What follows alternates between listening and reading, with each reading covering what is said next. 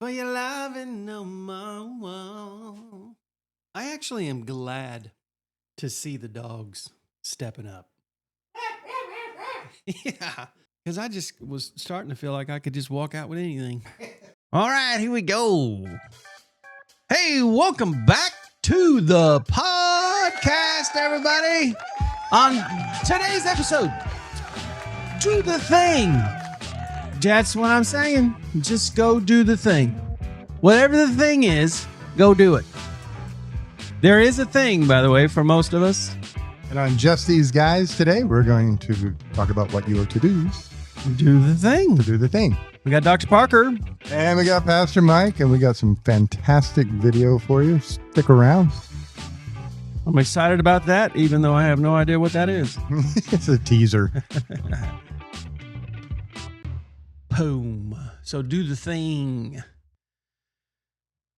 One of the themes that has been going through my daily life is dealing with people who are dealing with this thing. This thing. So for different reasons. And for those in Kauai, it's decline. That's what it is? Yeah, decline. Decline? Yeah, they're dealing with decline. Decline. Yeah, decline brother. I never actually knew they spoke a foreign language. That's Todd Brown. I'll ask him. So the thing, and here's the thing. Here's the thing about the thing. There's the thing about the thing that in the scriptures, it says a lot. A lot. Some people actually quote 1,500 pages of a lot. Yep. And what am I looking for?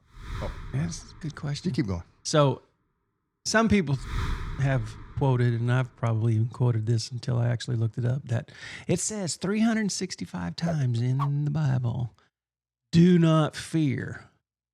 I'm like, isn't that amazing? That is an amazing stat because it gives you one do not fear per day. Well, what would be amazing if you could cite every chapter verse? Then that would be amazing. Yeah, that would be amazing. But I don't actually think it says it 365 times, but it says it a lot. Like a whole lot. It is a very common theme when it comes to trusting in God. Do not fear. So here's the thing. We wait for fear to go away before we try to overcome it.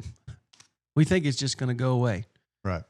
Well, it's not just going to go away. It goes away while you're doing the thing. Whatever it is that you're fearful of, go do that thing and the fear will go away. This is how people overcome. Boom. This is how people overcome fear. This is how people grow. All the growth comes just on the other side of your comfort zone. The only thing we have to fear is fear itself. There you go. And so the idea of thinking that if I just process this long enough, or if I deal with this mentally long enough, or I deal with this, in therapy long enough, even, that once it goes away, I'll be ready to roll. And that's just not how it works. If we sit back and we wait, and I've done that in my life too many times, but the reality is I've also many, many times overcome just by simply doing. One of them is a great example. God didn't send me to normal seminary. Typical seminary. Here's the You went to the University of Abbey normal. Exactly. Seminary. Here's the seminary that he sent me to. I had a fear of singing in public. Oh, really? Yeah, I had this fear. Now, I had no idea where I was going to be headed in my life, but God knew. There's the guard dogs. There they are. They hear a different voice. Just a minute, please. It's a good thing we don't fear dogs.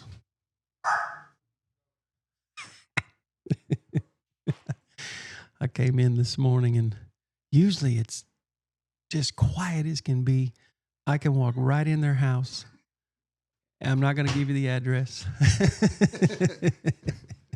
And you can just come in and make yourself at home. And these dogs, they don't make a peep. Not today. The great thing about it is they're foster dogs. Yeah. So their life was disrupted, and they were kicked out and Mm-hmm. homeless on the street. And tragedy befell the family. Not going to talk about that, but Right. so they've been shuffled around, and they landed here. And the first couple of weeks, they were just scared of their own shadow and cower and hide. And it was hard to pet them or anything. But over the last couple of weeks, they've really kind of felt safe and protected. And now this is their house. Yeah. So you're walking in, and stranger danger. Oh yeah. They own this place. You don't. If I was translating, they were barking, "We must protect this house." One of them was actually nipping at my heel. Really? I was like, "This is awesome. They are protecting this place." So cool. So anyway, most people wait for fear to leave before acting. See, courage isn't the absence of fear. It is action despite fear. So God was putting me through seminary, and I didn't even know it because I had a fear of singing in public, and some friends of mine decided to put a band together, and they knew that I could sing. Sure. I'd never sung in a band, and they asked me to sing, and so I did. Well, I had no idea that I would eventually be leading worship in a church. Trust me, I had no idea that is what was happening. He was setting me up to be able to do that. And then I had a fear of public speaking. I didn't want anything to do with public speaking. So he puts me in a business with 3 other gentlemen, the Cusicks. And out of the 4 of us, I got the short straw because I then was the one who was to go out and sell the product that we were making. I was selling robotic welding guns when I had really no concept of what the welding process was all about. This was seminary. And so this is a robot. Yeah, what is a robot? And so I'm standing in a room, of like 50 to 100 engineers trying to sell them a robotic welding gun. And somehow we managed to survive enough to eat. And so anyway, that was the seminary of being able to stand. Now, if it was up to just fear, if fear was going to drive me, I would have never stepped out and done either one of those. But thank goodness I did, because what it did is it actually set me up for something bigger. To be able to stand up weekly and to be able to, like, more than once a week. I think about, all the times that I have opportunity during the week to talk to people about the ultimate thing, which is Christ and eternity. And man, but had I been someone who was just saying no because of fear, think about what I would have missed out on. And how many people out there let fear continue to be the driver. Exactly. Yeah. Instead of fear being a passenger, I like the idea that fear doesn't disappear first, it disappears during. And then the idea being that we don't live without fear. We drive with it as a passenger. It's a motivator. It's someone who is not driving. You don't give fear the wheel, but you let it ride right along and you overcome it. And so it's just the thing. Go do the thing, whatever the thing is for you today. Go do the thing and see what happens. Can I give you a perfect example? Please. And this is the God thing. You came up with this topic, walked in the door. Well, yesterday, this guy sent me this video. And it's perfect. It's exactly what you're talking about. Cool. And this guy, he actually wrote, you have, license to use this however you wish. Okay. But this guy, fantastic dude, met him a number of years ago, paralyzed with fear, paralyzed beyond imagine with fear. And would not leave the city without, 42 sets of directions and a GPS, of just lots of stress and fear and worry. And so in many respects, and I'm being a little dramatic, but in many respects, and he would agree that he was pretty much homebound because of the fear. Wow. That was, 3 years ago. And he worked on the very stuff that you and I talk about every single day that Freeman boasted about on Facebook. And he sent me this video yesterday morning, and I will post it with, in this video here. So, but I wanted you to see it. Map makers used to put on maps 4 simple words that would scare people. Those 4 words were, "Here there be dragons." And that would scare anyone who would venture off the maps into the unknown. And I used to be afraid like that. Here I am now in the Amazon rainforest, going down a barely marked trail in the middle of nowhere, all by myself. And aren't there poisonous snakes and jaguars and bullet ants? There are. But Dr. Parker, the maps were right. Here there be dragons. I am one. Isn't that crazy? That is awesome. Wow. Yeah. Good man. Think about that. From locked in to standing in the middle of a South American jungle right now by himself. Man. Now, you said there's jaguars and poisonous snakes and all these. Yep. There's, drug dealers or, cartels. Yeah. He's in the middle of a freaking South American jungle by himself, roaming. Good on him. And to get there, what I hate the most is flying. You got to go to the airport, take your shoes off, deal with other people's shoes off. I mean, get squished in.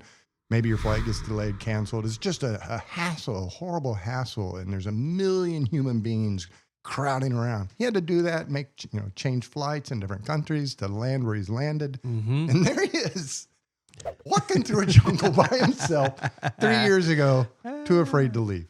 And he had to go through so many barriers and overcome things just to get out of Wichita. Oh, yeah. And here he is standing in the middle of the rainforest. And you're right. Fear, the way to overcome fear, there's, we've talked about some various, changing how you think, that kind of stuff, from worry to dream.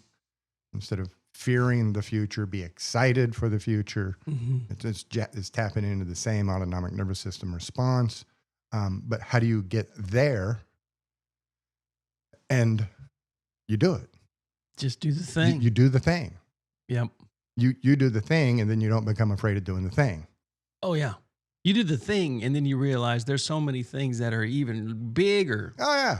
That you can do. You do the one small thing. Yep. And you're like, dang, if I can do that, maybe I can do that. Mm-hmm. And then you take the next step. Oh, wow, I didn't even think I could do this, and here I am doing it. What else? And it just starts to grow till all of our listeners are down in the Amazon rainforest. Just hacking their way through the bushes. Yep. Well, that is amazing. Man, he is doing the thing. He's doing the thing. Wow. Very, very, very cool. Yeah. Oh, it's amazing. That is awesome. What? How incredibly fitting. You're right. That is God timing. Now, a little shout out to his business because he was so gracious to share that with me. He's doing live streams from the jungle. Wow. And if it's not enough time, but he didn't send the link for the live stream. He was just telling me about it. Mm-hmm. I'm doing live streams from the jungle. Well, we need to get that out there. Well, his name is Tyson Youts. Yep. And he has a booth at the farm and art markets. Now, the main one is 21st and Ridge, and he sells. He's collecting various treasures and things from the jungle, bringing them back, framing them, selling them. So if you're ever in Wichita near 21st and Ridge, there's a farm and art market. Go in there, ask for Tyson Youts. Everybody knows him. He's got a big booth full of all these wonderful things that he's brought back from the jungle. He used to make them in his living room. And here he is. Capturing them. Wow. Running around, grabbing them by his hand. Trapping them. Man, that is amazing. Who's that? Steve Irwin? Mm-hmm. Yeah, no, Steve Irwin never did this. Never did that right there. He's doing the thing. Live streaming. Wow. I love the way he did it too. With his head down. That's a great video. Good job, Tyson. Yeah, he became the dragon. Yes. He was afraid of dragons. Exactly. And he became the dragon. Yep. Well, there are dragons out here. And the dragon is me. That is good, good, good.